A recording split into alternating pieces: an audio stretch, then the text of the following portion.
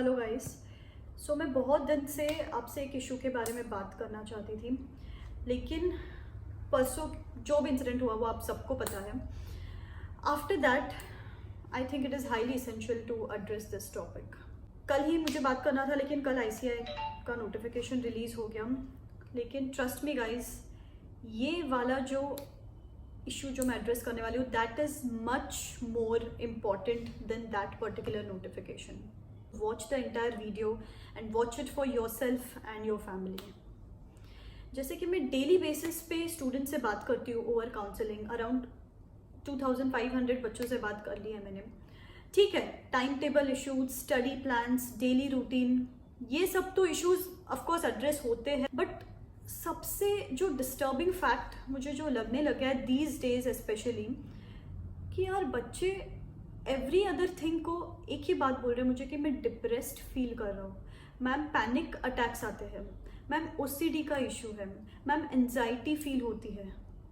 Every alternate kid ये words, ये toxic words use करने लगे आज के डेट में।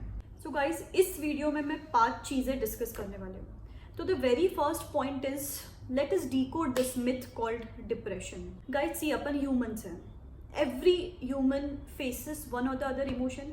अपन हैप्पी फील करते हैं, सैड फील करते हैं, अग्रेसिव फील करते हैं, एवरीथिंग सेड एंड डन, सब लोग एवरी इमोशन फील करते हैं कभी ना कभी। लेकिन ये सैड वाली फीलिंग जो है, इसको अपन ने ओवर हाइप करके डिप्रेशन की टर्मिनोलॉजी दे दी है, specially during this past 4-5 years। I think ये terminology is brought into focus. I agree, 1% लोग क्लिनिकली डिप्रेस्ड होंगे ऑफकोर्स, लेकिन 99% लोग बिना कुछ जाने खुद को डिप्रेस्ड बोलने लग गए हैं। We are associating sadness with this terminology called depression. इसे एक सिंपल सा एग्जांपल देती हूँ मैं आपको। आज से 10 साल पहले जाते हैं, क्या अपन ने कभी कोई फेलियर फेस नहीं किया है, सैड फील नहीं किया है, कभी आपके मन जो आपने चाहा था वैसे नहीं हुआ है? हमेशा से होता आया है, हमेशा से वन और द अदर थिंग जो आज होती है वो तब भी होती आई थी। लेकिन आज अपन ने वो हर चीज़ को एक डिप्रेशन के ब्लैंकेट में डालना चालू कर दिया है। Is it fair guys? आप सोचो, sadness is not depression, mind it. The second point is, आप सब लोग इतना ऑफन सैड या डिप्रेस्ड क्यों फील करते हो? The simple reason to this is lack of patience. Let me explain. आज के डेट में everything is available at your finger tip. कोई दूर बैठे रिलेटिव को कॉल करना है, 1000 किलोमीटर दूर कोई आपके कजिन बैठे हैं, उनको कॉल करना है, एक वीडियो कॉल कर लिया, देख लिया, बात कर ली। फूड ऑर्डर करना है, ऐप खोला, खाना ऑर्डर कर दिया। कहीं ट्रैवल करना है, कैब बुक कर दी। Everything is available at your disposal. आपने जो मन में सोच लिया वो हो जाता है बस। लेकिन एक जनरेशन पहले जाके देखते हैं, उनको हर चीज़ के लिए रुकना पड़ता था। एक सिंपल एग्जाम्पल बताती हूँ मैं आपको। सपोज उनको उस टाइम पे किसी रिश्तेदार को कॉल करना है, उनसे बात करनी है, तो कहीं तो दूर पहले वॉक करके जाके एसटीडी के लिए जाना पड़ता था। फिर पहले तो लाइन में रुको, फिर उसके बाद उनको कॉल करो, और उसमें भी ये गारंटी नहीं है कि सामने वाला इंसान अवेलेबल रहेगा कि नहीं रहेगा। स्टिल वो इंसान सेकेंड डे वापस जाके कोशिश करते हैं, थर्ड डे वापस जाके कोशिश करते हैं। अपने साथ हो जाए तो गाइस, एक कॉल फेलियर हो जाए, नेटवर्क किधर नहीं मिले, इंटरनेट नहीं रहे एक दिन, मोबाइल नहीं रहे कुछ 1 घंटा, तो अपन पेशेंस खो देते हैं। Immediate lack of patience and we start to feel sad, and धीरे धीरे अपने को लगने लग जाता है this sad feeling is depression.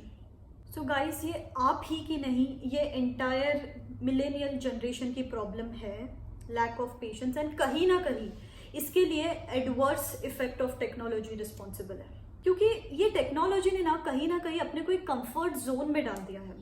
जो चाहिए वो हाजिर होता है सामने, और इस वजह से वो अपने अंदर इनकलकेट हो गया है कि अपने हिसाब से कोई भी चीज़ ना हो तो अपन सैड फील करने लग जाते हैं।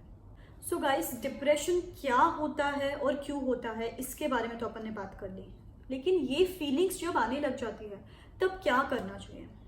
सबसे पहले look around, any one of your family member, कोई भी, मम्मी पापा, भाई बहन, गर्लफ्रेंड बॉयफ्रेंड, कोई फ्रेंड, कोई भी XYZ पर्सन किसी भी एक इंसान के सामने जाके पोर योर हार्ट आउट, अपने मन का किसी के सामने जाके बोलो जो आपके मन में पाइल अप हो रही है चीज़ें इतने टाइम से।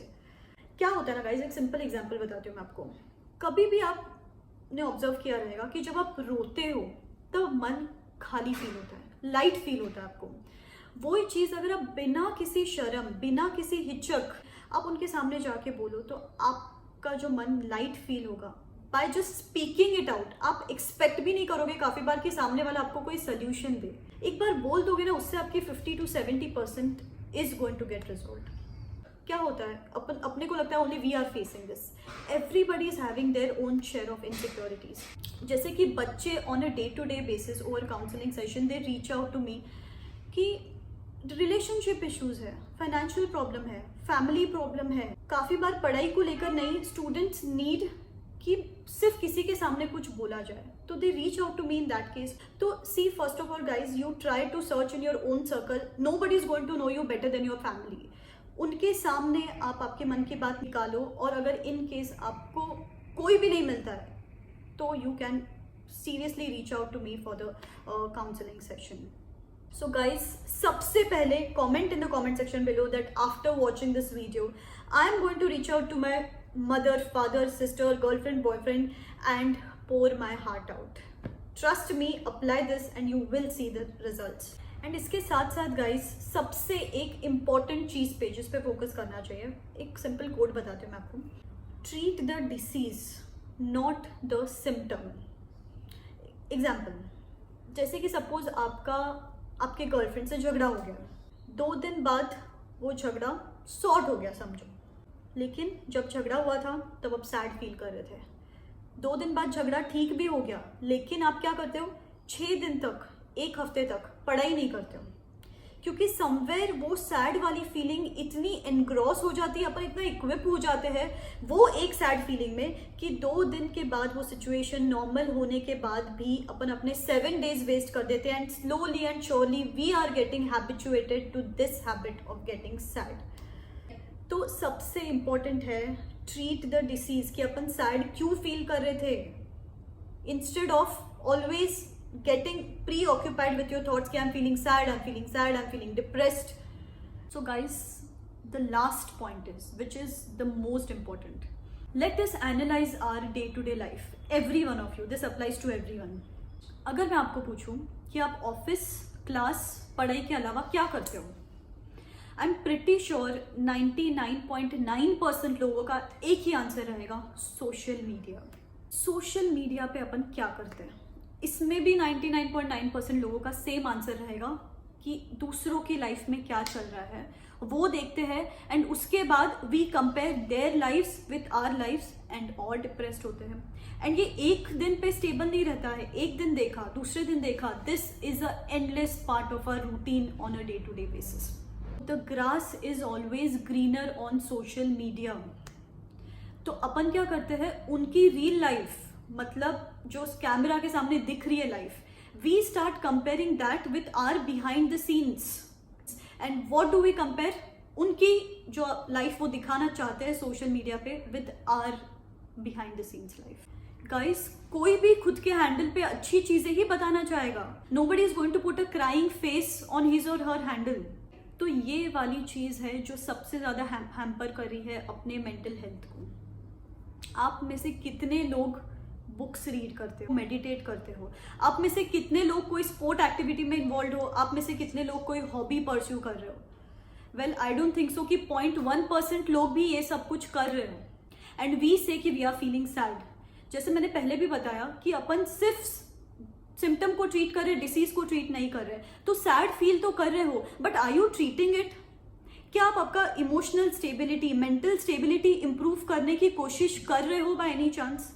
सोशल मीडिया पे जाना है तो भी watch some good content, read some good content. Book नहीं पढ़ी जाती ना अपने से, तो read some good stuff online. लेकिन ये वाली जो चीज़ है, इसको स्टॉप करना इसेंशियल है कि comparing our lives. Think over it guys.